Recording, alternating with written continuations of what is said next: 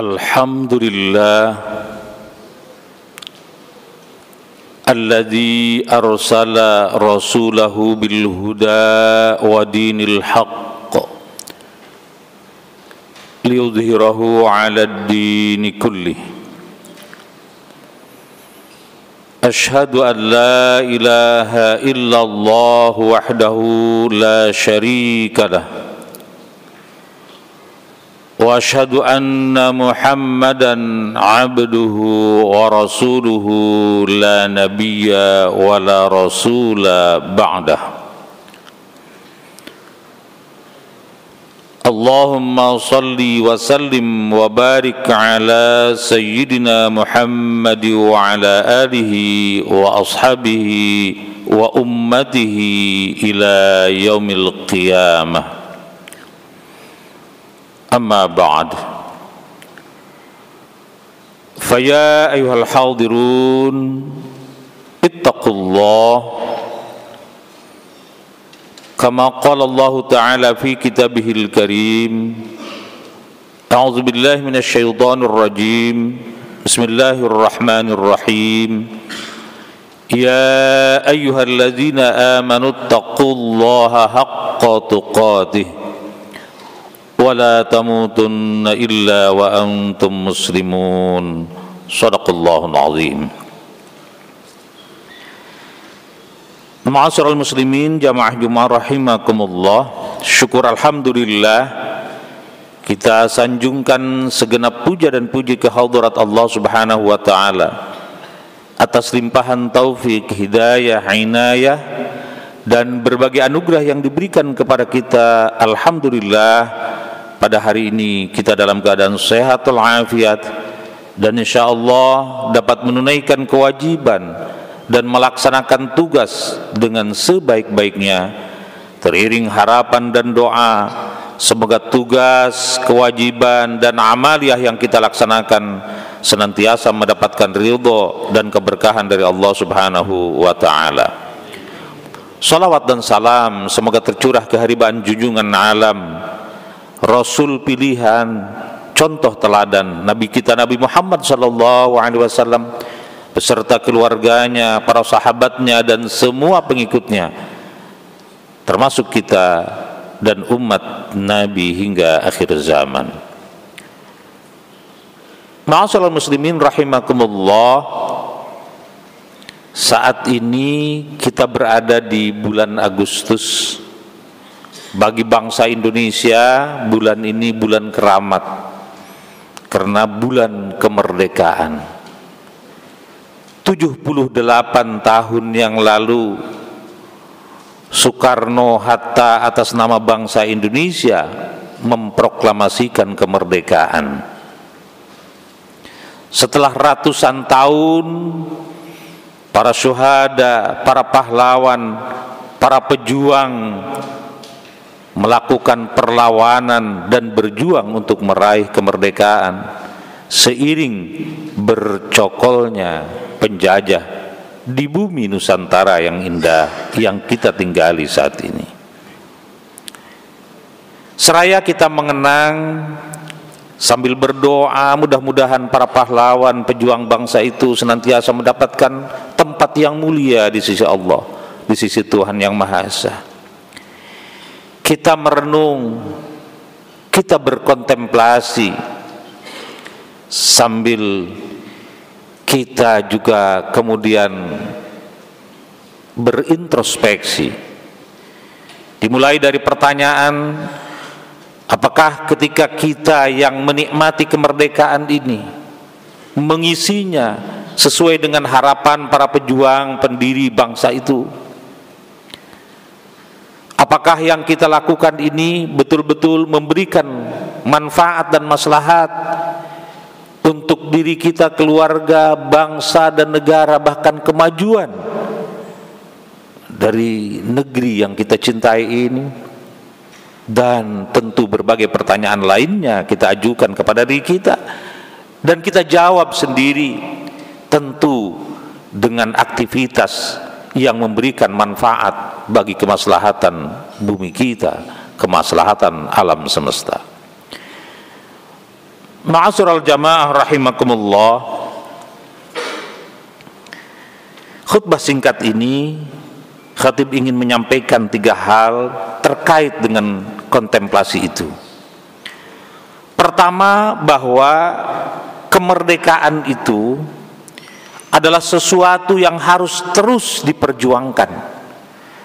Meski sudah diproklamirkan 78 tahun yang lalu bahwa negara ini sudah merdeka, tapi untuk mencapai kemerdekaan yang hakiki, kemerdekaan yang sesungguhnya, apakah pada diri setiap pribadi ataukah bagi bangsa dan negara kita ini, apakah dalam konteks kehidupan, kesejahteraan, sosial, ekonomi, budaya dan seterusnya, itu memang harus terus kita lakukan sebagai sebuah perjuangan yang tiada henti.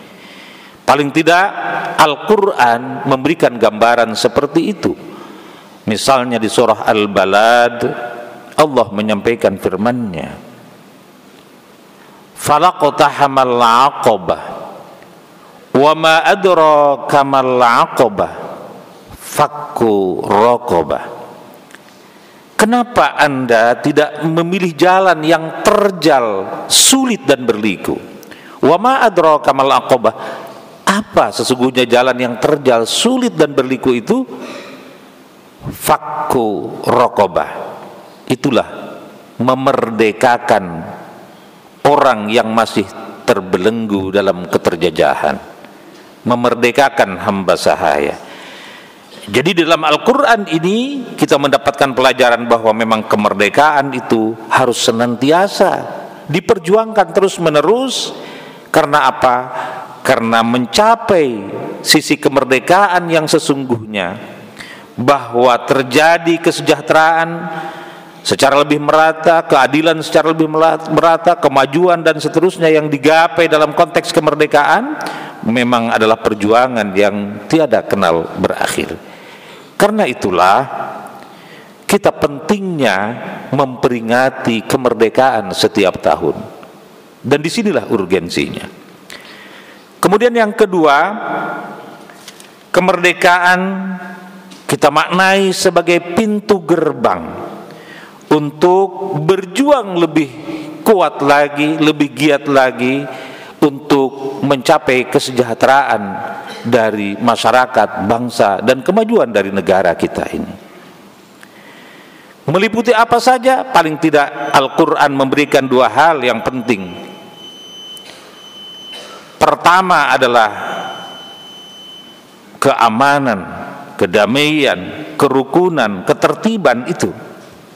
Dan yang kedua adalah kesejahteraan masyarakatnya. Ini kita bisa baca di dalam Al-Quran surah Al-Baqarah ayat 126, ketika Allah Subhanahu wa ta'ala melantik, menjadikan Nabi Ibrahim sebagai imaman linnas, pemimpin bagi segenap manusia. Maka doa pertama sebagai visi misi Nabi Ibrahim adalah Rabbi ja'al hadza baladan amina warzuq ahlahu minas samarat. Ya Allah, jadikan negeri ini sebagai negeri yang baladan amina, aman, tertib, damai. Warzuq ahlahu minas samarat, dan berikanlah rizki kepada seluruh warganya untuk menikmati kesejahteraan di dalam hidup. Ini serangkaian yang diberikan kepada Nabi Ibrahim setelah Nabi Ibrahim diuji dengan berbagai ujian, lalu kemudian lulus fa'atammahun, dan kemudian dilantik inni ja'iluka linnasi imama, dan kemudian disampaikanlah visi misinya sebagai pemimpin adalah membuat keamanan negeri itu dan mensejahterakan warganya. Ma'asyiral muslimin, jamaah Jumat rahimakumullah. Kemudian yang ketiga adalah memaknai kemerdekaan dengan rasa syukur kehadirat Allah Subhanahu wa ta'ala. Syukur dalam pengertian melakukan kegiatan, perbuatan amaliyah dan upaya-upaya keras untuk membawa negeri ini menjadi negeri yang baldatun thayyibatun wa rabbun ghafur, negeri yang adil, makmur, sejahtera, aman, tertib dan sentosa. Bagaimana bentuknya? Karena rasa syukur itu dimaknai sebagai kontemplasi rasa, olah rasa, maka harus melahirkan karsa, kehendak. Dan dari karsa itu harus diwujudkan dalam bentuk karya. Itulah makna syukur sebagaimana dimuat di dalam Al-Quran di surah Saba ketika Allah memberikan perintah kepada Nabi Daud di surah Saba ayat 13. I'malu ala Dawud syukra, bekerjalah, berkaryalah wahai keluarga Daud sebagai manifestasi dari rasa syukur kepada Allah Subhanahu wa ta'ala. Lalu Nabi Daud dengan kemampuannya, bagaimana dia memenuhi hajat hidup orang banyak, antara lain kemampuan membuat baju besi. Kenapa baju besi? Karena manusia pada saat itu banyak berperang. Untuk menghindari, meminimalisir jumlah korban, maka pakai baju besi itu. Kemudian putranya Nabi Sulaiman meneruskannya dengan memberikan tatahan-tatahan dari tembaga, supaya baju besi meskipun digunakan untuk perang tapi kelihatan modis, kelihatan trendy, kelihatan tetap baik, bagus. Kemudian Nabi Sulaiman meneruskannya dengan para stafnya membangun maharib buat tamasil, gedung-gedung pencakar langit, gedung-gedung tinggi, buat tamasil, dan ornamen-ornamen kota termasuk dari patung dan lain sebagainya, untuk membangun kota yang baik, yang indah. Bahkan dikatakan ini di surah Saba, kemudian di surah An-Nahl itu Al-A'raf itu disebutkan tattakhizuna min suhuliha qusura, dibuatlah tanah-tanah datarnya dengan istana-istana, wa tanhitunal jibala buyuta, dan dipahatnya gunung-gunung menjadi hunian-hunian yang eksklusif. Jadi pembangunan yang luar biasa seperti itu dilakukan oleh para nabi sallallahu alaihi wasallam dalam rangka mengelola bumi, memakmurkannya dan memberikan kemaslahatan seluas-luasnya. Dan itulah wujud rasa syukur. Ketika kita mengatakan mensyukuri kemerdekaan, maka kita berbuat, berkarya dengan karya-karya yang monumental, yang hebat. Bahkan di dalam Al-Quran disebutkan karya-karya, misalnya infrastruktur jalannya itu sungguh sangat indah, sangat bagus. Di surah Saba ayat 18 dikatakan, siru fiha layaliya wa ayyaman aminin, silahkan berjalan di jalan-jalan yang sudah dibangun dengan sedemikian indahnya itu di waktu malam atau di siang hari, insya Allah akan nyaman, pasti akan nyaman.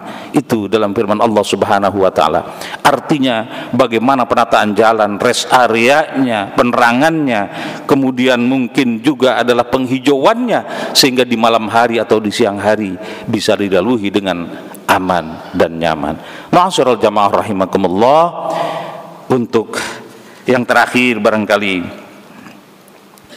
ada satu ayat Al-Quran sebagai bahan introspeksi dan perenungan. Allah Subhanahu wa ta'ala berfirman dalam surah An-Nahl ayat 112,